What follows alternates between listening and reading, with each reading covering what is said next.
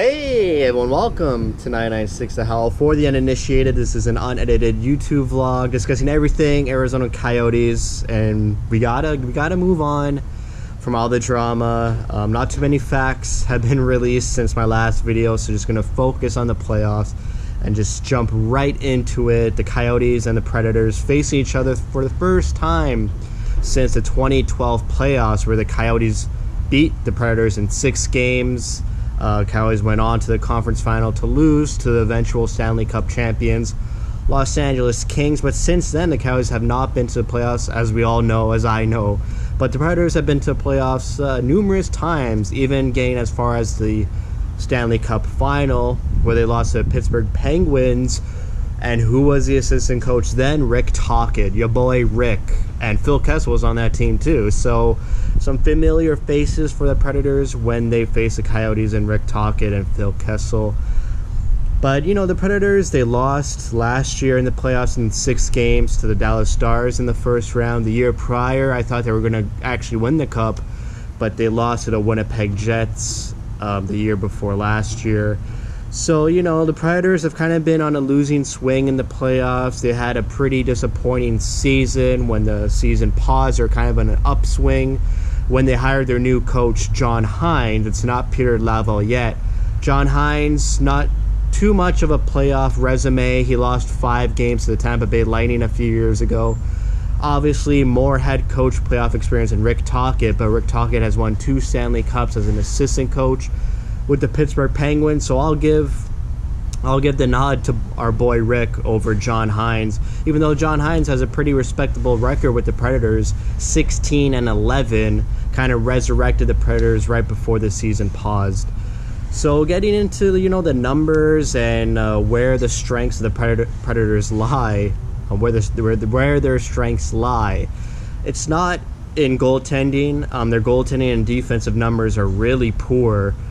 Their goals against average ranks 20th in the league. Their save percentage ranks 19th in the league, which those numbers would be terrible for the Coyotes. Compared to the Coyotes are 3rd place in goals against average and 3rd place in save percentage. They're top 3 teams defensively. They got great goaltending in Raanta and Kemper. For the Predators, it's Pekka Rinne. His numbers are like really bad compared to their younger goalie, UC Saros. Rinne has a .895 save percentage, which is like backup numbers, not Coyote backup numbers, just league average backup goaltending numbers. And his goals against average is over 3, which is, again, backup numbers, but not Coyote backup numbers. So who knows? I think the Predators would go with, honestly, man, if you just look at numbers, they should go for UC Saros. But, I mean, Rinne brought him to Cup final. It's one of Rinne's last years on the team in the league. He's getting up there in age. It's a toss-up. If I was the Predators, I would start Saros. But, you know, if you want to, like, show if you want to show some good faith, some goodwill with the franchise, maybe they start with Rinne and see how the first game goes. With the Coyotes, they'll go with Kemper, and then on the back-to-back, for sure you'll see Kemper and Raanta. It's funny how all 4 of these goalies have made an appearance facing each other. The first time, they've only played each other twice this season. The first time in October, it was Kemper versus Saros, and the Coyotes won 5-2, where Phil Kessel scored 2 goals. His first goals as a Arizona Coyote. And then later in the year, it was Raanta versus Rinne when Kemper was injured, and the Coyotes lost 3-2 in regulation. That game, the Nashville Predators came out hard. They had over 20 shots in the first period and were kind of dominating the Coyotes, but, you know, it was still a close game in the end, 3-2. The Nashville Predators' second goal, I don't know if you guys remember, it was a slap shot entering the zone on a slap shot. It hits Raanta on the shoulder, goes up in the air, and falls in the net. It's kind of a weak fluke goal, but it was a close game after the first period. So, you know, the Coyotes have the decisive victory, winning 5-2 earlier in the season. That looked like pure old Coyotes hockey, where they were flying, they were fast, shooting. Dvorak's goal was barred down off the wing over the shoulder of Saros. That first game was really good. If you want to go back and watch the highlights for that first game between Nashville and the Coyotes, that really shows how the Coyotes look like when they're fully healthy and without Taylor Hall, their best forward. Talking about best players, like I mentioned Taylor Hall already for the Coyotes. You got Hall, Schmaltz, Keller, and Garland as a top 5 players in points per game for the Coyotes. You look at Nashville, their top 2 best point per game players are their defensemen in Roman Josi and Ryan Ellis. Josi has a .94 points per game average, I guess. Yeah, average, which is insane numbers for a defenseman. So after Josi and Ellis, it's Philip Forsberg, Matt Duchene, Yarncrook, and Ryan Johansson. So, I mean, Johansson and Yarncrook's numbers are pretty comparable to, like, Garland's, a little lower than Keller's, but Duchene's numbers are slightly better than Keller and Schmaltz. He's got .64. Schmaltz has .64 too, and Keller's got .63. But for some reason, I put Duchene on a higher level than Schmaltz and Keller. I feel like Duchene had a down year in production. If I was a betting man, I would say Duchene is a better player than Schmaltz and Keller. Keller and Schmaltz haven't played to their potential this season. They started out hot, then fell as the season went on, just like the whole Coyotes team fell in terms of goal-scoring production. But, you know, if Keller and Schmaltz could get it going, you know, those are two young forwards who have a lot of potential, who could turn a game around with their speed and their accurate shooting. And then you have Taylor Hall, like I mentioned, who could just carry a team on his back. He hasn't been in the playoffs since losing that 5-game series against Tampa Bay when he was on New Jersey. So I'm sure he's ready to go for playoffs. He's back in the playoffs. It's time for redemption. And Phil Kessel, who's 100% healthy, he might turn it around. Even though I didn't list him as a top 5 forward for the Coyotes, he wasn't. He wasn't a top 5 forward for the Coyotes this season. He was playing injured this whole season, so hopefully he comes back in these playoffs play-ins and just lights it up like he did in his first meeting with Nashville earlier in the season.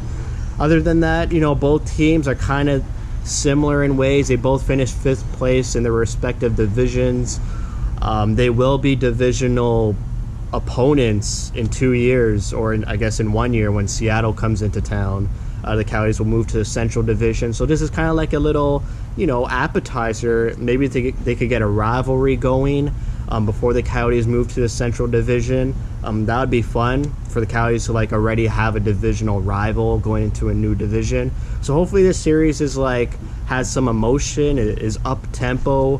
Hopefully this series is a surprise series. I know a lot of people, talking to people about hockey and the play-ins, not too many people are talking about this series, and hopefully the Coyotes could show their speed, show their talent, show their young forward talent, show their exquisite defense and goaltending, and just run away with this thing and maybe sweep the Predators. I know they won't, but I'm just saying, like, the Coyotes could come out of this play-ins really showing people that they're a team you can't take lightly, and see, you know, how they go the rest of the playoffs, who they face. The top seeds have to have their own round robin, but I'm pretty sure the Coyotes will face the highest seed if they do beat the Predators.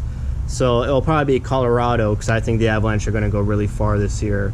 So not to get too ahead of ourselves, I just want the Coyotes to play a good play-ins. I want them to beat the Predators. I think they can. The only knock against the Coyotes is their goal scoring, but the Predators don't have that better goal scoring either. The Predators are 17th in goal scoring. The Coyotes are, what are they in goal scoring? 21st. So there's 4 teams separating the Coyotes and Nashville in terms of goal scoring. But listen, if I'm going to the playoffs and I can't score goals, I'd rather face a team that's bad at defending and allows a lot of goals than be bad or below average in scoring and face a team like the Coyotes, who are amazing at defense, amazing on the penalty kill, and have amazing goaltending. So I think it favors the Coyotes. I mean, the Nashville Predators don't score a lot. They're not an amazing offensive team. They're 17th in the league. They're below average, and they're coming in to an opponent who shuts it down quick. So they're going to have even more trouble trying to score goals. Whereas the Coyotes, I know I'm repeating myself, but yeah, they can't score goals, but they're facing a team with poor goaltending if Rene plays, and Saros is better than Rene, but not an amazing goaltender. They have one of the worst penalty kills percentages in the league.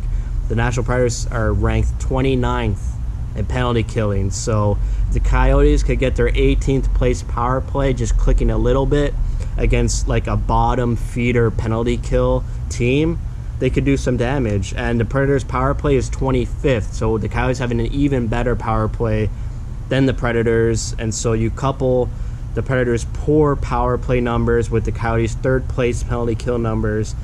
I mean, I really don't see much positives for Nashville, other than they could score slightly better than the Coyotes. There's Nashville 17th, Coyotes are 21st. I mean, it's not that much of a difference. They're not facing a Tampa Bay Lightning team. So I think the Coyotes, their style they play is more playoff hockey. Rick Tocchet plays tight one-goal games, which are very reminiscent of the playoffs. I always used to say that during the season, that these are playoff games, even though it's a regular season. So, I mean, I give all these nods to the Coyotes. Better goaltending, better defending, top 5 PK. 18th place power play is poor, but the Predators have a 25th place power play, so at least they're better than the Predators in power play. Yeah, goals against, Coyotes are top 3. Just their goals for is low, but so is the Predators. Their roster has experience, a team experience, which I'll give as a nod to the Predators. They haven't changed their roster much since the last 2 playoff appearances. When they faced the Jets, they had Subban and Fiala. Now they have Granlund and Duchesne. So losing Subban and losing Fiala, but gaining Duchesne and Granlund, kind of a wash either way. I really like Subban. Duchesne is better than Fiala, but Fiala's a younger, speedy guy. I think Fiala's better than Granlund, to be honest. But Duchesne, not really a playoff guy, but he's a point getter. He could do some damage. He has talent, so you got to be careful with him. But still, I feel like Taylor Hall could... he's back in the playoffs. He wants to win. He's fighting for a contract. So, watch out for Taylor Hall. But going back to my original point, I think the Predators edge the Coyotes in team experience, as a team playoff experience, because their roster hasn't changed much. The Coyotes have never been in the playoffs together as a team. They have individuals like Phil Kessel, Derek Stepan, Brad Richardson, Nicholas Hjalmarsson as their playoff pedigree players. But that's it. In terms of coaches, I would give the edge to Rick Tocchet. Assistant coach, he's won 2 cups. He knows what it takes to win. He's been in that locker room of a winning team twice. He knows what to say in high-pressure moments in the playoffs. John Hines, he doesn't. Even though he has 5 games playoff experience as a head coach, I would take Rick Tocchet's 2 cups as an assistant coach over that.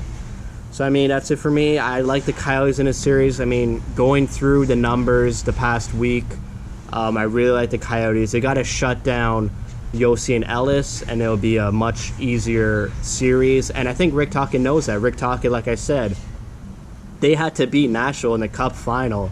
And who did they have to shut down? Yossi, Ellis, and Subban. So Rick Tocchet knows what to do. He knows how to shut them down. Pittsburgh beat them at home in Nashville to win the Cup. So Rick Tocchet knows the game plan. He knows he needs to shut down Yossi and Ellis. The Coyotes love to block shots. They're a great defensive coverage team. I'm not too worried. And we have Kemper and we have Taylor Hall and a healthy Phil Kessel. I'm not worried at all. It's going to be a great series. I can't wait to watch. The Coyotes have an exhibition game Thursday against Vegas, and then they start this series Sunday, August 2nd. So let's get it, boys. That's it for me. Thanks for watching. Thank you for your support.